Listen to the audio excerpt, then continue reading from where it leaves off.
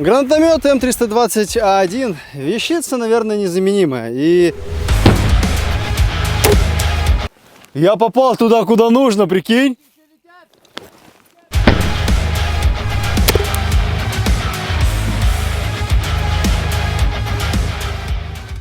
Гранатомет называется М320А1. И я такой думаю, миньончики, они же все одинаковые, типа вот эти вот.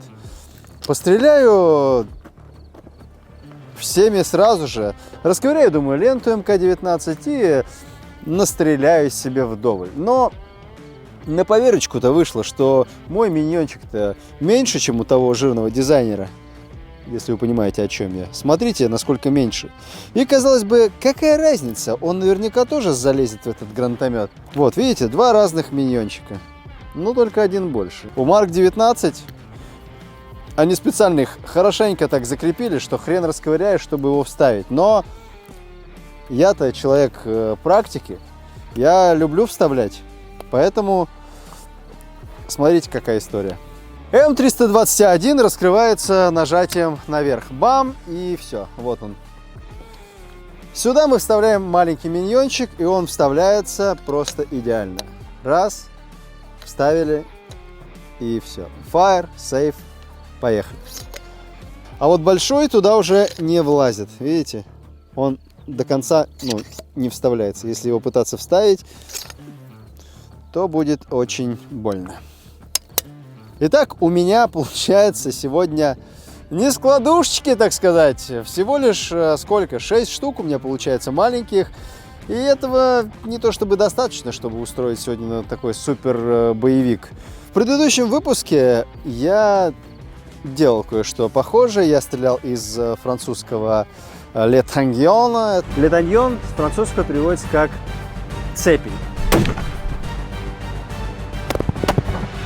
Это французское неизвестное для меня происхождение винтовочка снайперская, где я стрелял с веревочки, как Мэтт Каррикер в свое время. Так вот, я мог бы сегодня, наверное, сюда запихать один вот этот большой. И я, честно говоря, пытался и даже смог его запихать, но у меня возникли странные ощущения, типа, а смогу ли я выдержать отдачу гранатометную? Ведь есть небольшая разница, точнее большая разница.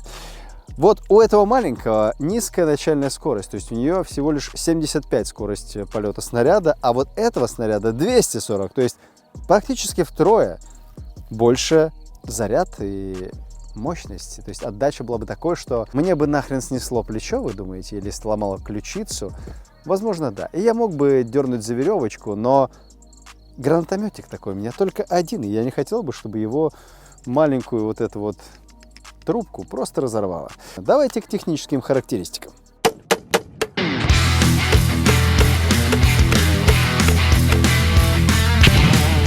Принцип работы автоматики у МК-19 – свободный ход затвора, что позволяет нам передернуть, так сказать, вы понимаете. А здесь, конечно же, все приходится делать вручную, и это вы тоже понимаете. И смотрите, в чем разница. 240 метров в секунду, 75 метров в секунду. Разница большая, и мало того, гранатомет на МК-19 летит на 2 километра, а этот где-то метров на 500. Что по поводу снаряда, заряда и так далее. А знаете ли вы, что выстрелом из гранатомета можно поразить на большом расстоянии цель, используя головку самонаведения? То есть в прямом смысле ты берешь вот такой снаряд. Тот снаряд точно похож на то, что у нас у всех сегодня на уме, да? Он огромный, вот такой вот снаряд. Ты его запихиваешь также в такой вот гранатомет ручной, выстреливаешь, а дальше уже работает принцип головки самонаведения, и ты можешь навестись на цель при помощи целеуказателя. Какая-то штуковина, бандура огромная, придумали ее в компании Raytheon, и этот снаряд, в общем-то, нигде не встал на вооружение, кроме Канады. То есть канадцы начали ее использовать, и должно быть, наверное, когда-нибудь мы этот снаряд тоже увидим.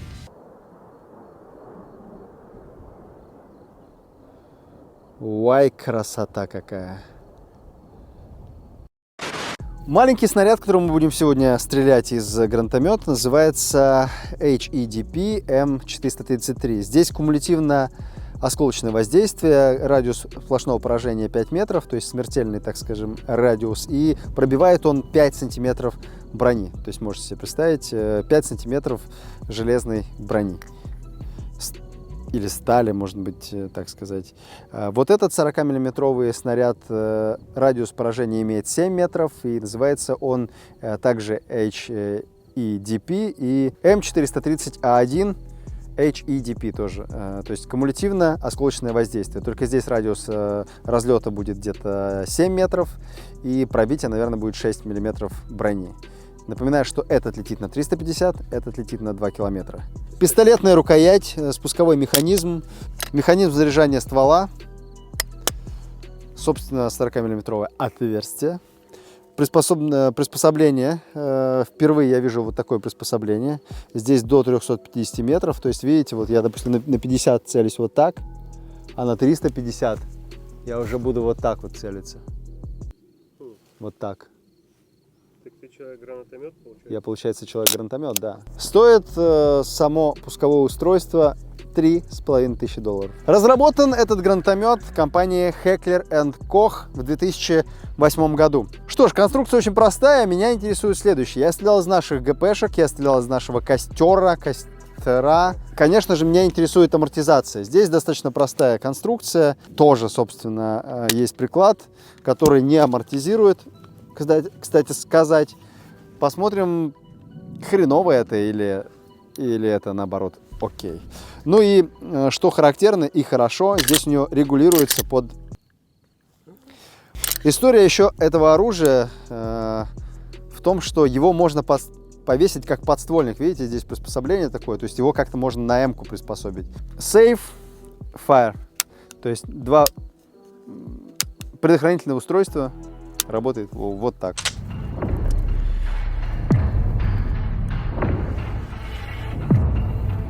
Сейчас заплачет какая-то часть аудитории, потому что трушно знает, что техника безопасности и команданты, Алексей, это разные слова. Сука!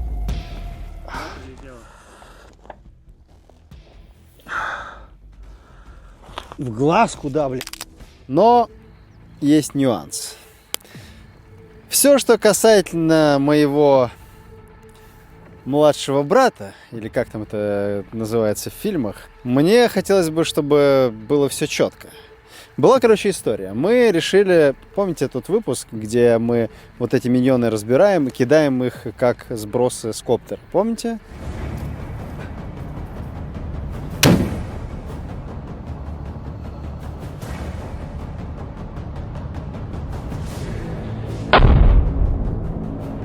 И в какой-то момент, перед тем, как это все испытать, мы стоим вдвоем с одним командиром, я стою вот здесь, между нами стоит чувак, и командир стоит здесь.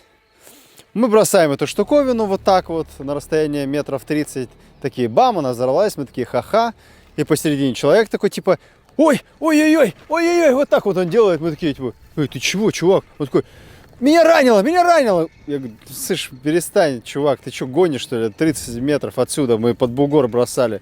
Как бы так выразиться корректно, детородный орган, в общем, у него пострадал, потому что его пробило осколком этого самого снаряда. И я, конечно, сегодня без напашника, но я буду делать это из окопа. Я буду это делать в шлеме. И стрелять я буду по бочкам. Итак, погнали. Заряжаем агрегат. Fire. Здесь 90 метров до бочек. Мы сейчас посмотрим, какой у них, у этих миньончиков, разлет.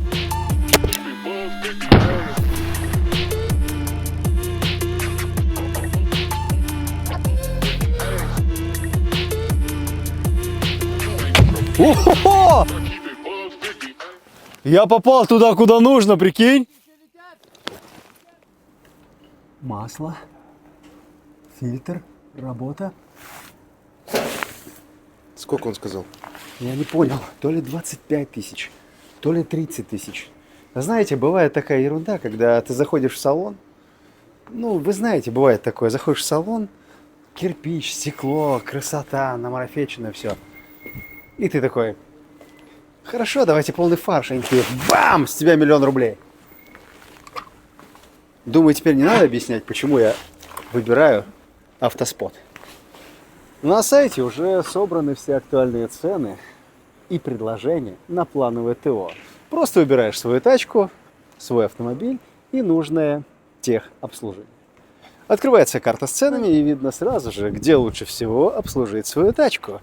Только официальные дилеры и проверенные сервисы, поэтому гарантия сохраняется, а кошелек остается целым. И да, теперь у Автоспот есть еще и приложение, то есть реально удобно. 2 клика и скидка за тобой зафиксирована. Ну а ссылочку я оставил в описании, так что пользуйтесь и экономьте с умом. Оп! А! Кстати, слушай. Рюмки, да? О, она не горячая, прикинь. Так что рюмки, да? Она не горячая, это идеальные рюмки, прикинь. Представь. Только? А? Кто хочет рюмочку? Рюмочку кто хочет? Смотри, готовые рюмки, реально. Реально тебе говорю. Ну что? Первое попадание, и сразу же никаких промахов. А знаете, что самое классное? Что я вообще не почувствовал никакой отдачи. Вот это реально круто. Разлырила, кстати. Разлырила. Какой-то это... Фермер, ирландец или скандинав, короче, какой-то. Зачем? Потому что его не будет, вашего итальянского сыра.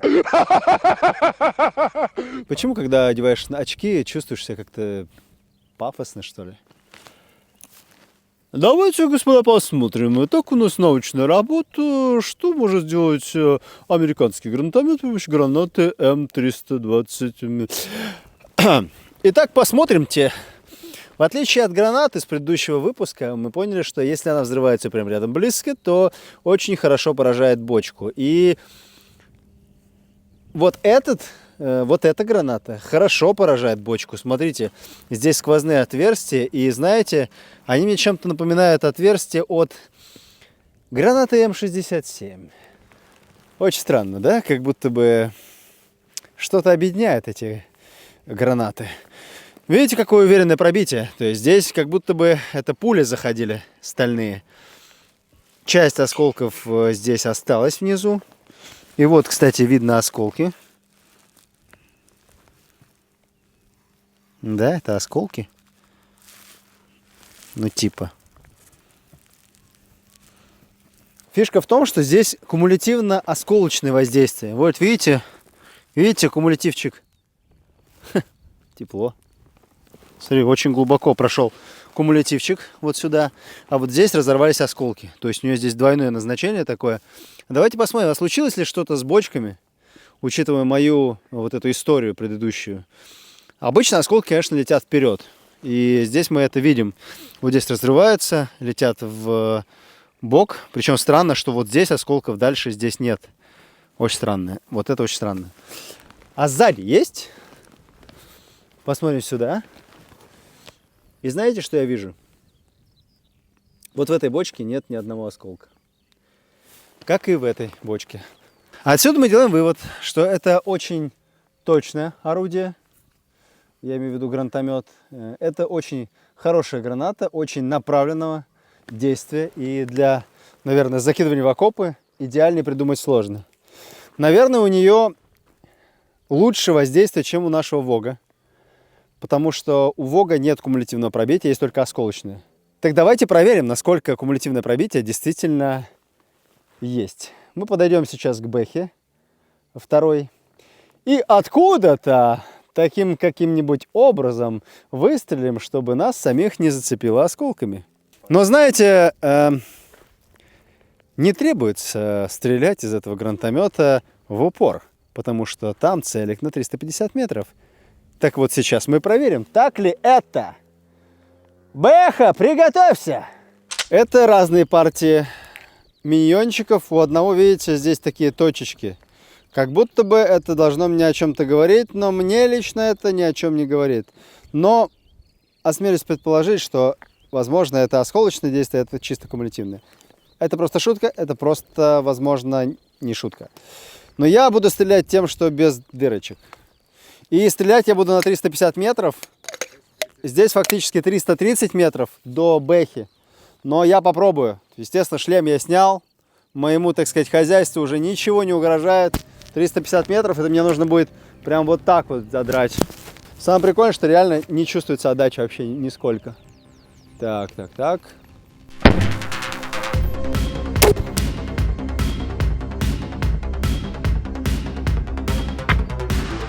Фу! Перелет. Значит, нужно на 300 целиться, короче. Божоле. Сейчас буду целиться на 300, короче.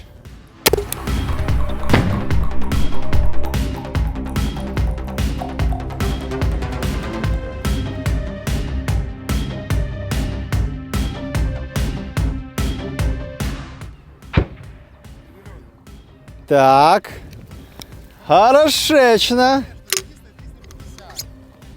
Не, я беру 300, просто чуть выше и все.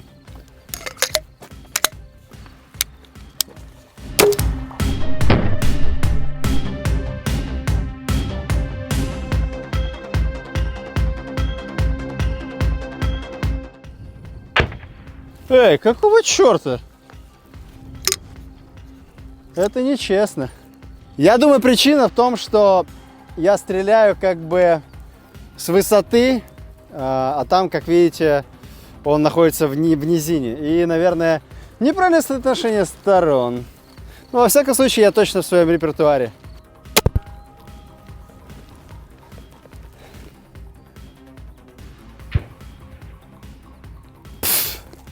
Да в смысле?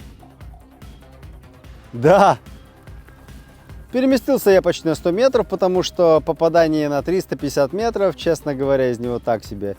То все перелетает, и непонятно, с чем это связано. С разницей высот, в том, что БМП наверху, я там вообще еще выше. То есть вот здесь я сейчас внизу, она наверху, я беру сотку и попробую попасть.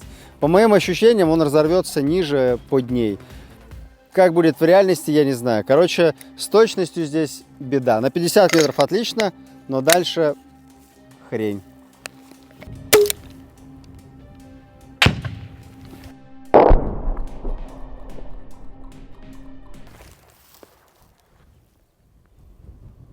Ну, пойдемте посмотрим разрывы. Я хочу сказать, что... Но я стрелял из разных гранатометов, и ГПшка подствольная была у меня, и ГПшка Костер. У меня был даже этот ГМ-94, который стреляет, ну, просто отлично, в отличие от вот этого гранатомета. То есть, безусловный плюс, что у него маленькая отдача. Безусловный плюс, что у него потрясающие гранаты, которые имеют двойное воздействие. Но, безусловный минус в том, что, чтобы из него попадать, я не знаю, нужно кем быть, потому что разница высот, наверное, или разница в размерах, я не знаю в чем. Но я сделал все как нужно. Как видите, вектор направления правильный. То есть угол возвышения, естественно, идет, вот, то есть вот я на сотку беру, соединяю с целиком. Все, здесь, ну, не знаю, что с ним нужно было бы сделать такое, чтобы я, не знаю, промазал. Но, как видите, попаданий нет. Так что... Это крайне неточное оружие. Это ее большой, я бы сказал, огромный минус. Расстояние точное. Вам нужен дальномер. И вот с этой штуковиной он вам просто необходим. В противном случае вы не знаете, на какую дистанцию вы стреляете. Я не думаю, что противник такой типа: «Эй, парень, у меня тут 350 метров». Ты такой типа: «No problem, one moment, momento mori». Вот последнее попадание, которое было, вот я выставил на 120, я целился, тут было 100 метров, но он попал вниз, как видите. Видимо, потому что я стрелял снизу, без понятия. Смотрим на осколки, смотрим, что кумыс прошел вот сюда, прям посерединке, видите, хорошо разрыл землю. Прям очень хорошо и очень горячо. Рубашечка такая легкая. Вот она. Смотрим на другие попадания. Ну, в смысле, на другие не попадания. Ничего, друзья, я вам обещаю, что я раздобуду еще такие штуковины, и мы сделаем попадательный выпуск. Вот еще один недолет. Тоже, видите, Кумысик прорыл тут все. Все то же самое, то есть это красиво выглядит. Но добраться до мишени так и не удалось. Какие-то считанные, блин, 1, 2, 3, 4, 5, 6, 7 метров. Потому что было сложно определить. Вот, естественно, до него ничего не долетело. Я думаю, что точность у станкового гранатомета МК-19 или в простонародье Марк-19, наверное, значительно лучше. И если вы напишите в комментариях, то через выпуск я обязательно притащу эту машинку, и мы устроим здесь настоящий кринж. Не такой, как сегодня, из этой пуколки. Ну ладно, все-таки она мне нравится. Гранатомет М320А1 вещица, наверное, незаменимая. И в отличие от некоторых наших, у которых даже и прицелов-то толком нет, конечно, она выглядит как фаворит. Но есть и минусы, которые мне, безусловно, непонятны. Вот этот вот целик, непонятно, как он сделан так, что попасть из него можно только в упор сверху в бочке. А все, что касательно дальше, идея так себе. Нравится то, что он складывается, он компактный, что его можно прицепить как подствольный гранатомет на М-ку, например. Ну и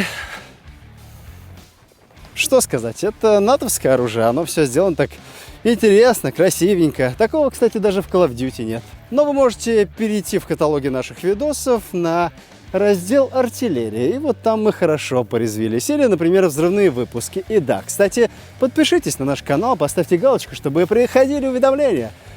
Потому что в Зушке, блин, так мало просмотров, а ведь там настоящий Зевс резвится. Что ж, сегодня было не очень интересно, так что переключайтесь. С вами крупнокалиберный переполох.